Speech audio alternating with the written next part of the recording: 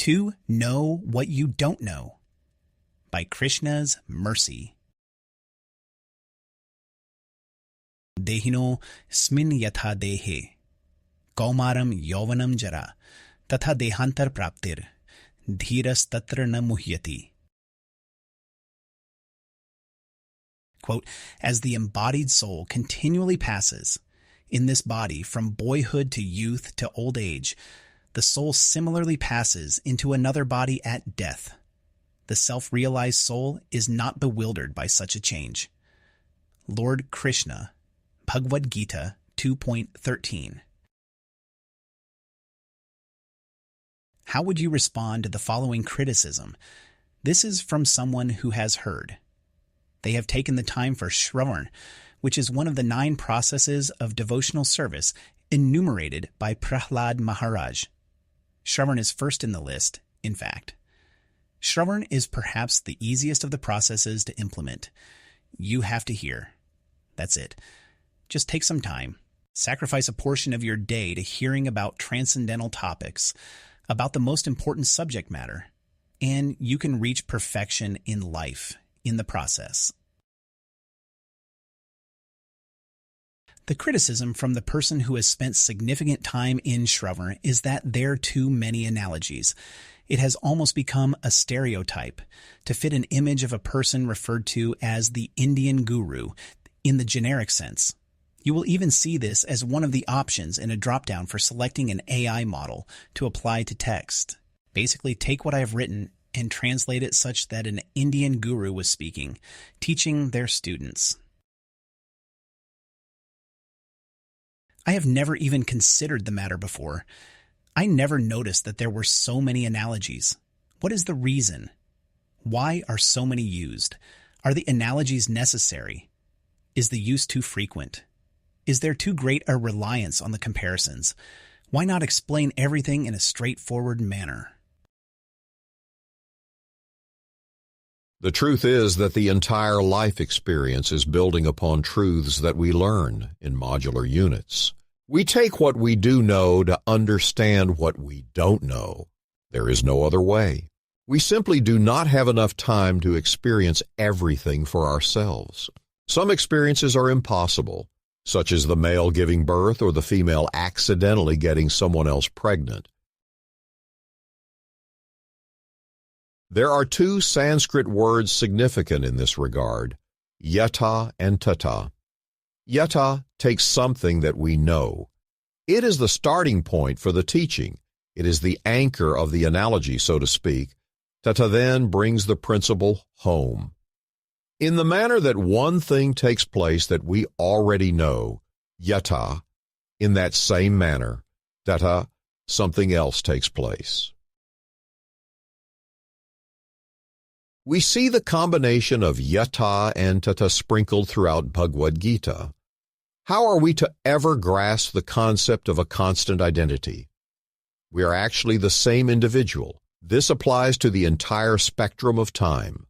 We never change, in fact. This is one of the properties used for identification. To assist in our understanding of our own identity, Sri Krishna, who is the teacher to Arjuna, takes hold of the anchor truth of the changing body within the current lifetime. This is the yata. A sober and rational person can understand the truth that we have maintained the same identity within this lifetime. The changes have otherwise been striking. We were once small enough to fit inside the stomach of an adult human being. We were so helpless that we could not walk or take food on our own. We once had to sit in classrooms day after day for many years. We see that in the future we will likely become old and diminished in physical abilities. Throughout these changes, we are the same person. Identity does not diminish, increase, or shift in value. We take the anchor concept, yata, and apply it something we will have a more difficult time understanding. The corresponding concept, tata, in this case, is the continuation of life across a complete change in body. This is commonly referred to as reincarnation or transmigration of the soul. We require the yata concept in order to grasp the more complicated subject of multiple lifetimes. The yata is still there to be referenced. We can go back to it at any time. For instance, I might ask myself if reincarnation is real. Is it possible that we will continue to live after death? Do people really change bodies completely? How is it possible? What is the mechanism?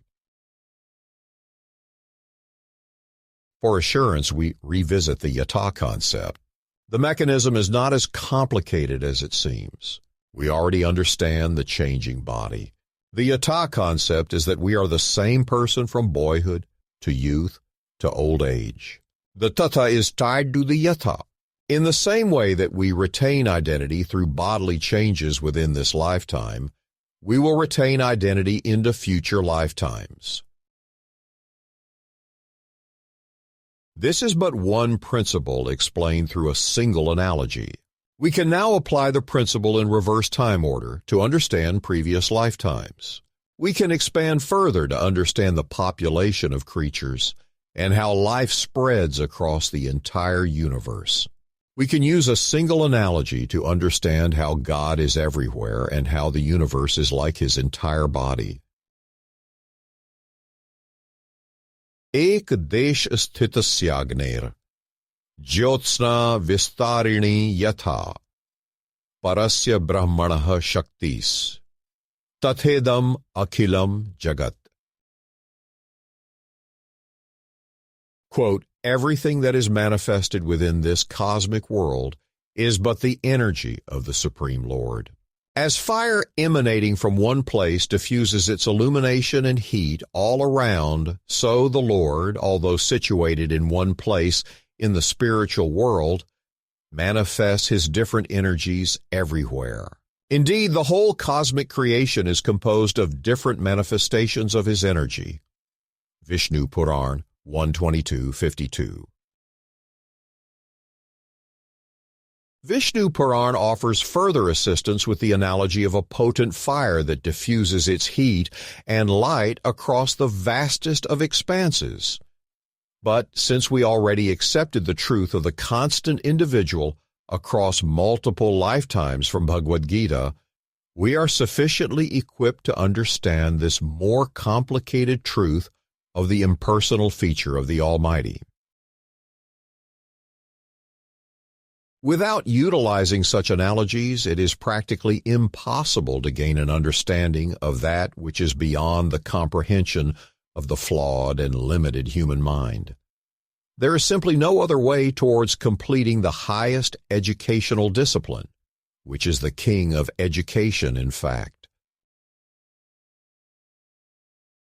Raj Vidya Raj Guhyam Pavitram Idam Uttamam Pratyakshaavagamam Dharmyam Susukham Kartum Avyayam. Quote, this knowledge is the king of education, the most secret of all secrets. It is the purest knowledge, and because it gives direct perception of the self by realization, it is the perfection of religion. It is everlasting, and it is joyfully performed. Lord Krishna, Bhagavad-gita 9.2. In closing, for higher understanding to make, first the anchor concept take, like through changing body steady, the same for next lifetime ready. Reincarnation demystified, so, from basic analogy to know, entire Bhagavad presentation extending, from modular units descending.